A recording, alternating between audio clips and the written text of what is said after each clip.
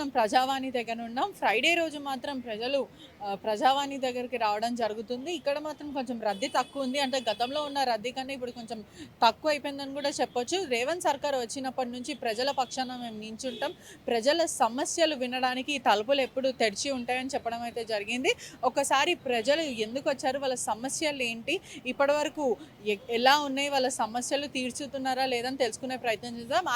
అదే విషయంలో మరో ఆరోపణలు కూడా వస్తున్నాయి. ఏంటంటే దరఖాస్తు చేసినప్పుడు అక్నాలెడ్జ్మెంట్ ఇవ్వట్లేదు, చాలా సమస్యలు అవుతున్నాయి. అసలు మేము ఇక్కడ సీఎం ఆఫీస్ దగ్గరికి వచ్చాము, అదేవిధంగా మా సమస్యలు చెప్పుకున్నామని ఒక స్టాంపే కానీ లేకపోతే పేపర్ మీద ఒక అక్నాలెడ్జ్మెంట్ అంటే మీరు వచ్చారు అనే కంప్లైంట్ తీసుకోవడం ఇటువంటివి లేవు, మాకు ఇబ్బందులు అవుతున్నాయని ప్రజలు చెప్పడం జరుగుతుంది.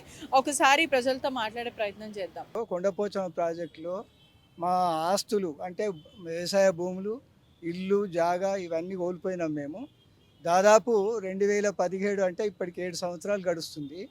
మాకు ఎలాంటి ఆర్ఎన్ఆర్ ప్యాకేజీలు రాలేదు. దాని గురించి 7 సంవత్సరాల నుంచి మేము ప్రతి ఆఫీసు, ప్రతి కలెక్టర్ ఆఫీసు, ఆర్డీఓ ఆఫీసు తిరిగని చోటు లేదు. ఆఖరికి ఈరోజు ఈ ప్రగతి భవన్కి వచ్చి ఇక్కడ లెటర్ ఇవ్వడం జరిగింది.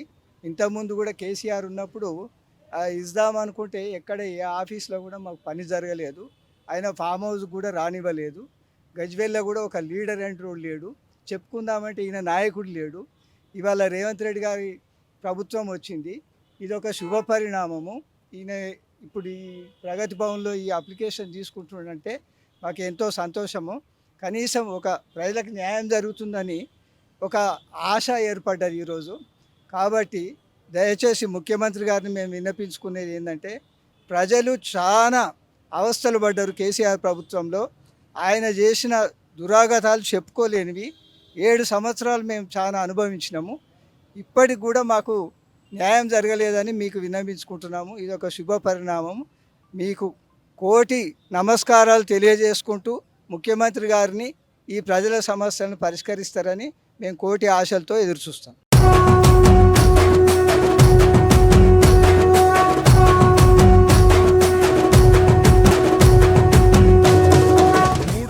మనతో పాటు ఇంకా ప్రజలు ఉన్నారు, ఒకసారి మాట్లాడి తెలుసుకుందాం, వాళ్ళ సమస్యలు ఏంటో తెలుసుకునే ప్రయత్నం చేద్దాం. చెప్పండి, మీ సమస్య ఏంటి?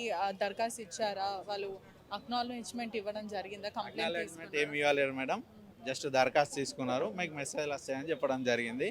దీనికి మీరు సంబంధించిన రెవెన్యూ డిపార్ట్మెంట్కు ఆన్లైన్లో అప్లికేషన్ ఇస్తాము, వాళ్ళు మీకు సమాధానం చెప్తారు, మీకు కాల్ చేస్తారు, పిలిపిస్తారు అని చెప్పడం జరిగింది. అసలు మీ సమస్య ఏంటంటే దేని విషయం? ల్యాండ్ ఇష్యూవా లేకపోతే? ల్యాండ్ ఇష్యూ మేడం, మాది ల్యాండ్ ఇష్యూ ఉంది.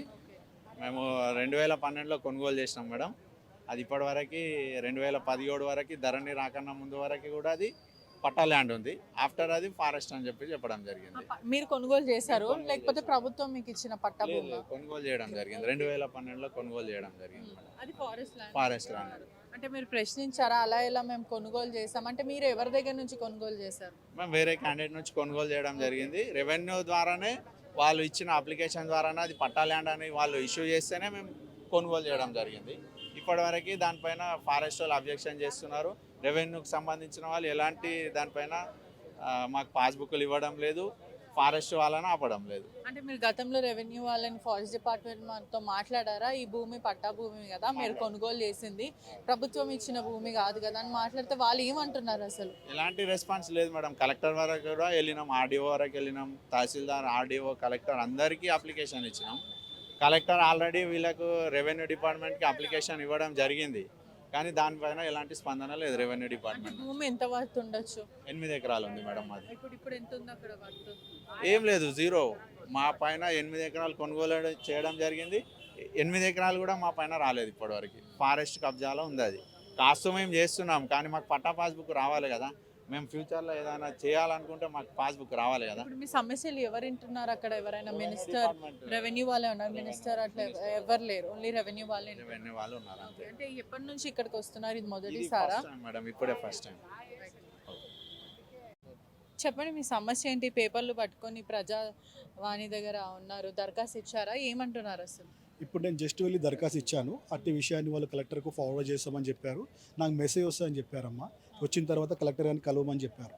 నా సమస్య ఏంటంటే గత 10 సంవత్సరాలుగా నాకు భూమి విషయంలో, ఇల్లు స్థలాల విషయంలో, నాకు వచ్చే బెనిఫిట్స్ విషయంలో మా గ్రామంలో చాలా అన్యాయం జరుగుతుంది. మీ గ్రామం పేరు? మా గ్రామం పేరు స్వాములవారి లింగోటం, మండలం నాంపల్లి, జిల్లా నల్గొండ.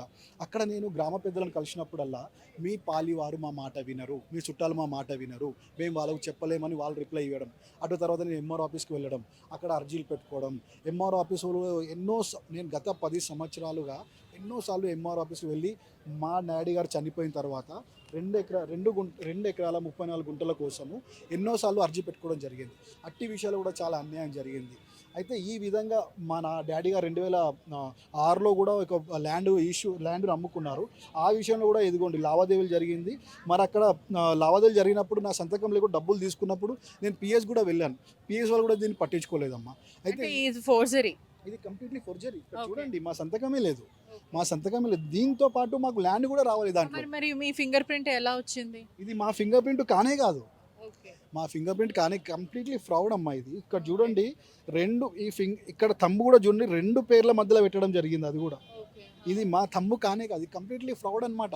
ఇది జరగడానికి కారణం మా ఊరు పెద్ద మనుషులు. ఇది జరగక ముందు నేను పెద్ద మనుషులు వారికి కోరుకున్నాను. ఇప్పుడు వర్త్ ఎంత ఉంటుంది ఇది మొత్తం మీద భూమి అంతా? ఇది దీని వర్త్ వచ్చేసి నాకు తెలిసి ఇప్పుడు దాని వర్త్ అంటే చెప్పలేము. కానీ నాకు ఇప్పుడు ఈ 3 లక్షల రూపాయలు నాకు డబ్బులు రావాలి, ప్లస్ 15 గుంటల భూమి నాకు రావాలి. దాదాపు 1/2 ఎకరం అంటాము అంత భూమి ఈ యొక్క 44 సర్వే నెంబర్లో నాకు రావాలి.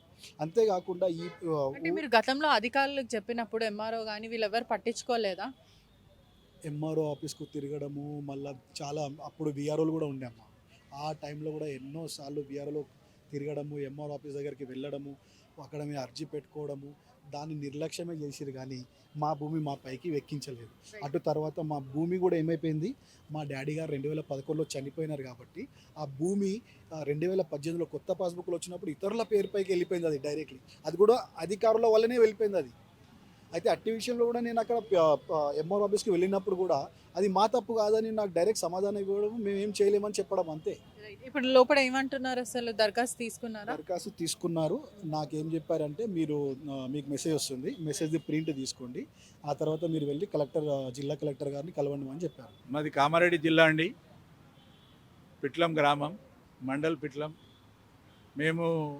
మాది ల్యాండ్ ఇష్యూ కోసం మేము ఇక్కడికి వచ్చినాం.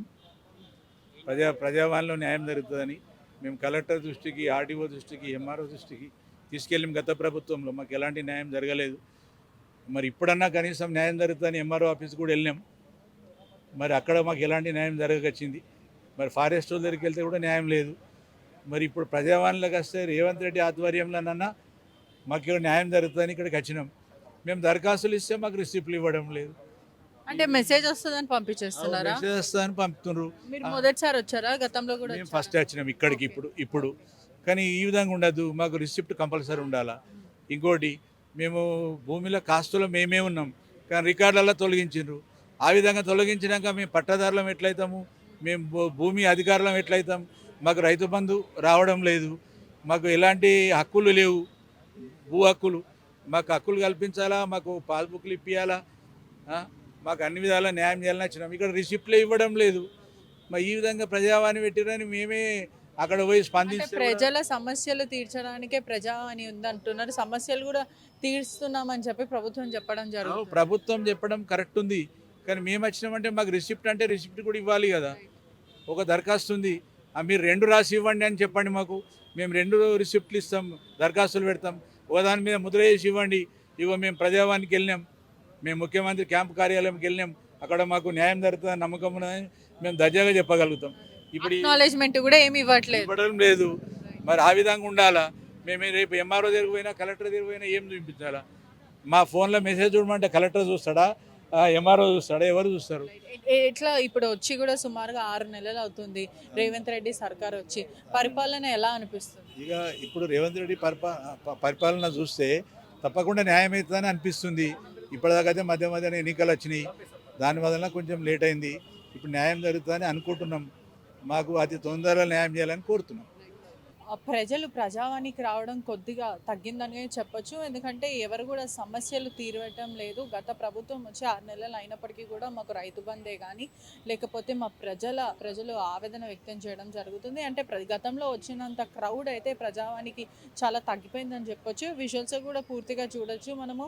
ఎక్కడ కూడా ఎవరు లేని పరిస్థితి అయితే కనిపిస్తుంది. అంటే గతంలో ఎప్పుడైతే కొత్తగా ప్రజావాణి పెట్టినప్పుడు ఆ క్రేజ్ అనేది బాగుండే. సుమారుగా 2000 నుంచి 3000 మంది వరకు అయితే సమస్యలు చెప్పడానికి సీఎం ఏదైతే ప్రజావాణి భవన్ దగ్గర ఉండడం అయితే జరిగింది. ఇప్పుడు మొత్తం మీద కూడా అధికారులు, మీడియా మిత్రులు వీళ్ళు ప్రజల కన్నా వీళ్ళే ఎక్కువ అయ్యారని కూడా పూర్తిగా అయితే చెప్పొచ్చు. ఒకవైపు రైతు బంధు, ఒకవైపు రైతుల పక్షాన ఎవరు నించోట్లేదు. అదేవిధంగా ధరణి పెట్టినప్పటి నుంచి చాలా మోసపోయాం మేము. మా భూములు అందరూ ఇంత అక్రమంగా ఆక్రమించుకున్నప్పటికీ కూడా మేము దానికోసం ఫైట్ చేస్తున్నామని ప్రజలు చెప్తున్నారు.